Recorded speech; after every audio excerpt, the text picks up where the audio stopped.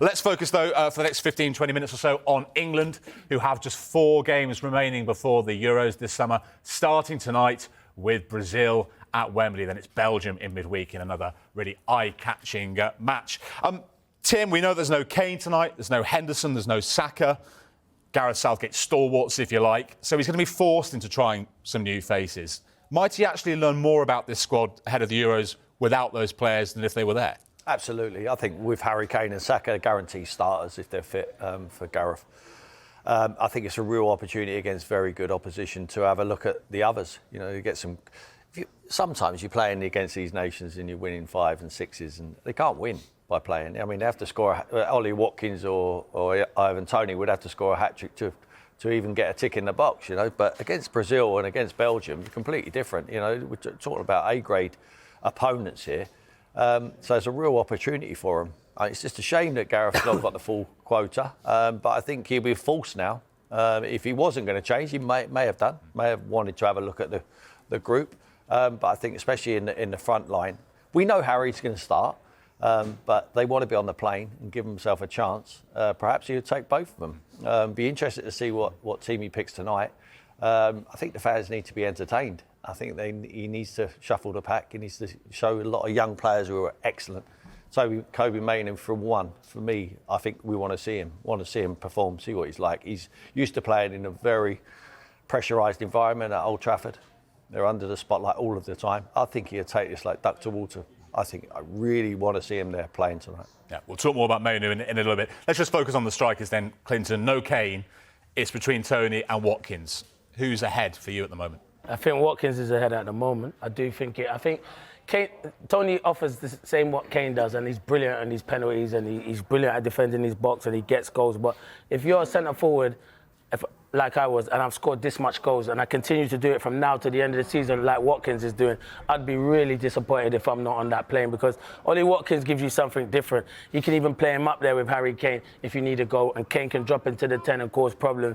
One thing with Ollie Watkins, he wants to go in behind, and Dawson will tell you as a defender, defenders don't like running back to their own goal. They would like to see the pitch in front of them. So I think he's just ahead at the moment. There might be a case to take both of them as well, but I'm not sure if Gareth will do that. But one thing about Watkins, he stepped up to the mark. He probably was disappointed he weren't involved before with England, but fair play to him this season. And I know Ando would want to talk about him being a Villa man, but I think he's been outstanding and led the line ever so well. It's a great finish against Tottenham. The touch and the finish. He just looks more confident now. And you know what he's done, Jules? He's changed his game. His game's evolved. When he first came to Villa, needless running into channels. He plays in the width of the 18-yard box, and he's clinical. So for me, he deserves to be on that plane if he continues from now, what he's been doing from now to the summer.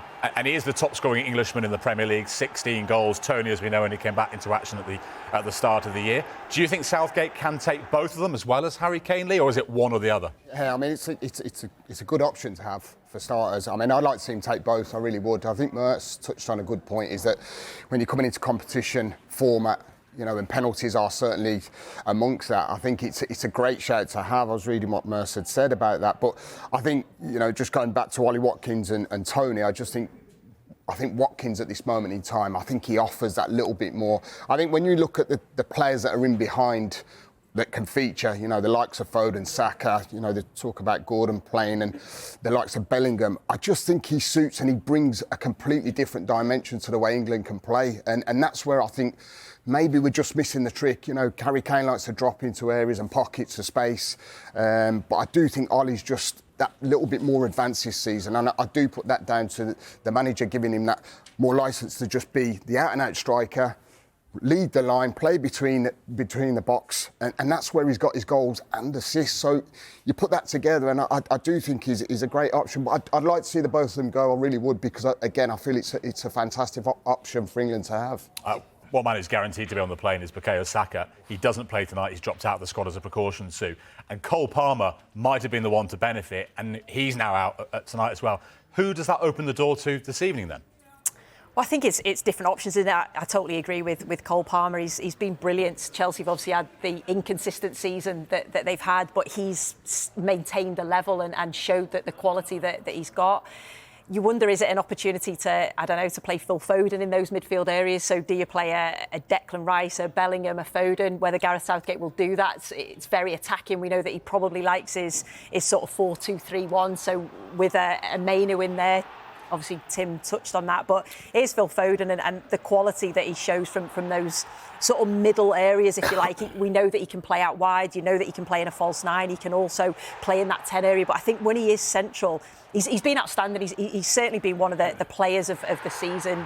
Big goals at important times. And I think with obviously De Bruyne being out injured, Haaland being out injured, he's been the one that's really stepped up, and you just keep seeing an improvement in his game. So I would love to see him in those central areas for England. Whether Gareth will do that, I'm not too sure. I think Sue makes a great point, because this, and Tim said it, this is the game where you look at it against Brazil and these two friendlies coming up. Why not just play Declan there and put Jude Bellingham and Foden in the 10? Have a look at it. Just have a look at it. There's no pressure on Gareth Southgate. Give these players an opportunity, because it will probably get to the tournament and we'll be talking Foden playing on the left. I'm not saying Phil Foden can't play on the left. He's world-class young player. He can play anywhere. But in a game like that, why not play the two superstars in the 10? Declan Rice is good enough to cover that position as well, and let them go and flow and play their attractive football. But yeah, good point that Sue made, by the way. Well done. As always. George, Clinton makes the point, Gareth Southgate can experiment tonight, but this is Brazil at Wembley with the Euros 3 months away. To what extent is it about beating Brazil tonight, laying down a marker, as Southgate calls it, or is it about him maybe trying to find some questions to answers he might have about players in his squad? I think it's experimenting.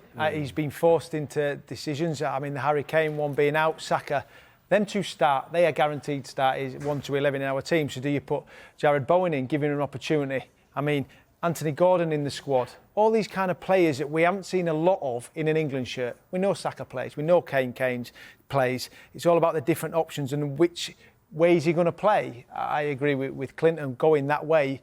But now we're talking about getting to the latter stages in the European competition in the summer. It's not the early rounds I see as qualifying, but then you're going to be coming up against top teams. Brazil is a top team. Belgium is a top team. So it'll be interesting to see which way he goes, if he goes with a 4-2-3-1, which I'm a huge fan of Gareth, but I think at times he looked for the defensive side of it too much. Let our attacking players, which we're absolutely blessed with all over the pitch, go and express yourselves. Let's make the opposition be scared of us. Because in my opinion, that's what they should be. I would be petrified if I have an opposition playing against England with whoever it's going to be on the left, Saka on the right, Kane. For me, I think it'll be Jack Grealish. I hope anyway. Yeah. He's not fit. Will he be fit? Only time will tell. Bellingham and Foden, arguably the two best youngsters in the world. In the world, that's what I believe. Yep. And Declan Rice.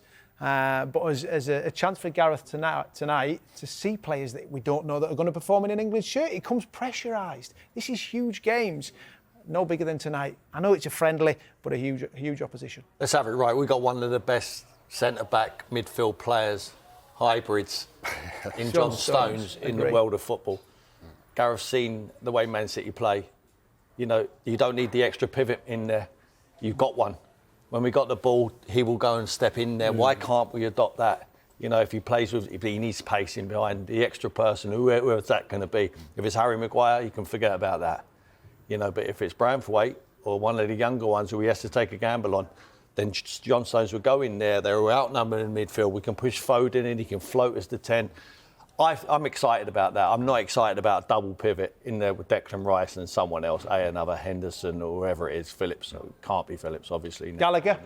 Could Gallagher, because he could go in the 2 and then break forward, I don't think he's good enough, really. I like Gallagher, but I just don't think I think there's better players ahead of him. I think the young boy's better than him as well, to be fair. Mainoo, I think he's got more energy. I think he can offer a little bit more going forward. But I don't think Gareth's ever going to adapt to that formation, is he? And that's where I think everyone gets so frustrated with England. We've got so much quality from midfield in that forward line, as we've touched on. But it's like he won't go that extra yard where everyone's talking about, you know, give some licence. We've got Declan Rice, we've got Stones, we've got plenty of defensive unit players that can certainly protect.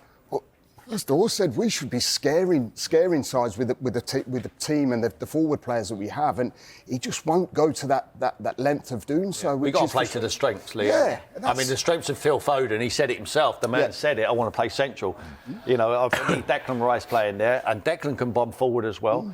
Jude Bellingham one side, Phil Foden on the other side. Saka we know is going to play on the top right. Whoever he chooses, we've got a wealth of talent. Grealish, if he's fit, on the left-hand side. Harry Kane we know is going to play there. You know, Carl Walker down the right back side can bomb on, or he can stay at home. He's happy, he's very experienced. And Luke Shaw if he's fit. And then we just need that other centre back. For me, I think the whole nation wants to see that. They want to see the one pivot, and that is Declan Rice. And those options in terms of the forwards that you mentioned there, if we look at the squad that Gareth Southgate has mentioned, all the forwards from this squad for these 2 games, and obviously we don't have Jack Grealish in here, he's not in the squad, he's injured at the moment, so add him into the equation, you've got 9 players there. Sue, they can't all go, can they? 9 players. I mean, you know... Take them all. Take them all. Some of them are shoo-ins, you can tell, but a lot of them aren't. I mean, who's got work to do? Well, do you know who you could add to that list as well is Dominic Solanke, who's had a brilliant season, probably one of his best seasons, and yet he's not even, you know, sort of on that list. It's difficult because is he going to take 2 number 9s? So is he going to take Ollie Watkins and Ivan Toney, or is it either or? I'm with the guys. I would take Ollie Watkins. I think he's just ahead at the moment. But then do you take someone like Jared Bowen, who I think's been outstanding this season, and he can play in the 9, he can play out wide as well. So he's got plenty of options. And again, is it you take players that are in form, or do you take players that are experienced, or do you have a combination? So that's exciting. I think when you look at that, and players that aren't even in that list, that's the exciting side of it. The thing that does worry me is the defensive side. Who's going to partner John Stones at centre-half? What happens if Harry Kane gets injured in the first game?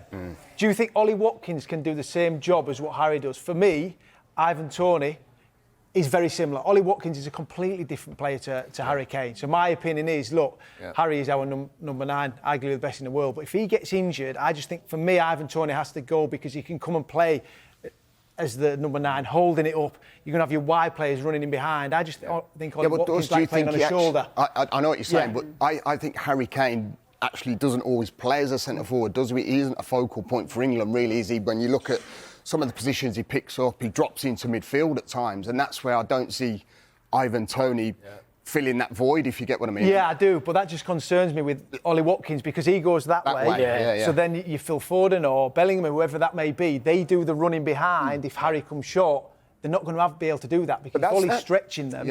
It's all a debate. And it's a good point that Sue makes about Solanke, though, because Solanke is probably more of a focal point. Completely. You know, he's been in inspirational form this season, hasn't he? So I think if you put Toney and Solanke together, as in which one would you take, I think at the moment you'd go Solanke. I feel for Solanke, though. You're looking to the last squad before the Euros.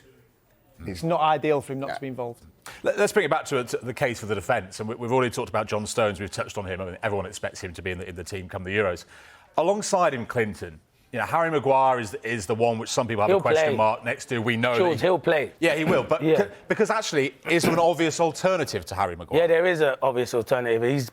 He's injured at the moment. Mark Gay can go and play with Stones. He's quick. He's been outstanding. And when Harry Maguire has not played or Stones has not played, he's been the next in line for them. But obviously, he's had an operation at the moment. He's out, and he's hopefully to be back before the end of the season. But for me, he's the next one in line to go and step in there. But we know Gareth trusts that partnership of Southgate and Maguire. So there's a lot of options. Obviously, young Branthwaite, who's at Everton at the moment, he's been called up. I'd like to see him get an opportunity, but it's different. The Premier League to go and play international football is totally different, Jules. These are the defenders for these 2 games. The name Lewis Dunk jumps out at me, Lee. In fact, let's go to Dawes. It's your position. You're nodding away like one of those nodding dogs, Michael. Lewis Dunk, has he done anything wrong? Why don't more people talk of him as an option for England? I'm a huge fan of Lewis Dunk. I really, really am, and you see what he does at Brighton. But I think playing for your country, and he was brilliant in the last international. Came in, his distribution, great on the ball. I just wonder about his mobility at this level. And people will say, well, what about Harry Maguire? Harry Maguire's experienced at this level. He's played in numerous tournaments. He's been magnificent. He's been player of the tournament in that. So I think that would be just a concern for Gareth Southgate, and I think Dunk will be there if he continues. I just think sometimes playing at Brighton, I look at some of the games when he plays, he makes mistakes, he gets exposed, and I think a player out there that no one's even touched on here, Eric Dyer. And you'll say, what? He couldn't get a game at Spurs. He's gone to Bayern Munich. If they get to even further in the Champions League and he starts doing well, he was well in Gareth's thoughts for a long period of time and lacked form. He's now playing at Bayern Munich. He's keeping out Umbacano and Kim. Yeah. He's keeping them out of the team. We all like to criticise Eric Dyer. Whatever manager manages him, plays him. Yeah. Says an awful lot. So it's all about timing. It's all about timing, Jules. All about timing. When you come to the injuries, form, who knows what will happen in the next two months or so, and where Bayern Munich might be. Yeah. He should be on there, though, Joe Gomez. Take Gomez. Joe Gomez has been outstanding. He can play numerous positions. He deserves that call-up. So, without a shadow of doubt, Joe Gomez should be on that plane. It's a completely different subject, and we're going back. Your old grounder, you spoke about it before, but Ben White, for me, should be on that. Should be on that list. He's an option where he can versatile. He can play right back, or he can run. He can run and play centre half alongside Stones. They should be in a perfect partnership. We should have built around them two, but unfortunately, he's decided for whatever reason that it's not for him at the moment. So I'd love to sit here for 5 minutes with our Everton hats on and wax lyrical about Jared Branthwaite. We've got to move on, apparently, to look at midfielders. His day will come, don't you worry about that. Kobbie Mainoo, Lee, arrived at St George's Park to report for the under-21s and was told by Steve Holland, no, you're going with the big boys, mate. Yeah. And he could well feature at Wembley tonight. Is it too soon, though, to say that if you're looking for an answer to that third midfielder, if that's the way he goes, is it too soon for him? No, definitely not. Definitely not. He's coming to a Man United side, and I feel like he's stabilised that midfield. He's given them something different. He's got energy. He's young. This is the time to get these boys in. There's plenty of young players now that are stepping up to be, I think, world-class players. And this boy, I think, has been absolutely brilliant since he's come into the centre midfield for Manchester United. I think this is the difference. And going back to Gareth, he's kind of stuck in his format of using experienced players that he trusts. Trust this young man to put an England shirt on tonight and give him his opportunity, because I actually felt he should have been in the squad anyway, first and foremost. I thought he should have been reporting with the full squad. He's been a Premier League player for 4 months, Lee. I don't care. I really don't. I actually don't care. I think if you've got good ability and you actually believe in yourself, which he clearly does, and every time I've watched him, I've thought, you know what? I like his confidence. I like what he does when he's on the football field. And to be quite honest, that's the time when you throw people in, I feel. I don't care how old he is. He looks like he's just embracing everything that he's doing at this moment in time. And when he's confident, this is the time to give him his opportunity. Do you know what? I saw a lot of people talk about him, and then I saw him last weekend against Liverpool. And let me tell you something. Their midfield were getting run all over Man United's midfield. This young man stepped up to the plate. The way he takes the ball in and can go past people, he can sit there and he can get forward as well. Yeah, go and have a look at him, because if he delivers, Jules, they say midfield's a problem for England. He can step. I'm not saying for him to come in and start, because we've mentioned the three that we think should start in there, but he should definitely be in and amongst the squad. And I'm glad peer pressure got to Gareth and he picked him, because we were all shouting, weren't we? He's a manager's dream. He's a responsible player. You see the clips of him there. There's no self-indulgence there. He makes the correct decisions, like an experienced player would. He runs. He breaks the game down. He puts his body on the line. He knows. Casemiro is playing next to him. He's calming him down at the moment. He's showing him up, because he's saying he was getting red. Could have got sent off against Luton. He's calming him down. He's a calming influence, and he's under huge pressure. When you play for Manchester United, and especially where they're playing at the moment, you're under huge amounts of pressure. The boy don't look like he's under pressure. I think he will take to it.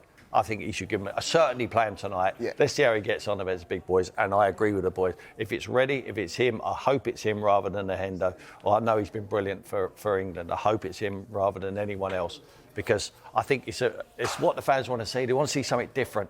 Yeah. And a player the fans love to see, whether he's playing for Manchester City or England, is Jack Grealish, when he's on his game and doing his thing. He's not at the moment because he's injured. So he hasn't played 90 minutes this year. How big a concern is Jack Grealish and whether he can make it this summer? It is, because I think if Jack Grealish is fit, you pick him. I think what he can provide.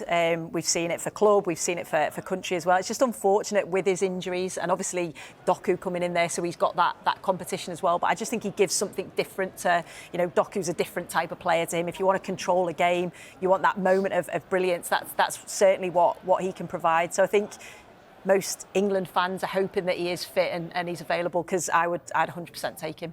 Do you know what, George? Just seeing there, De Bruyne sat next to him.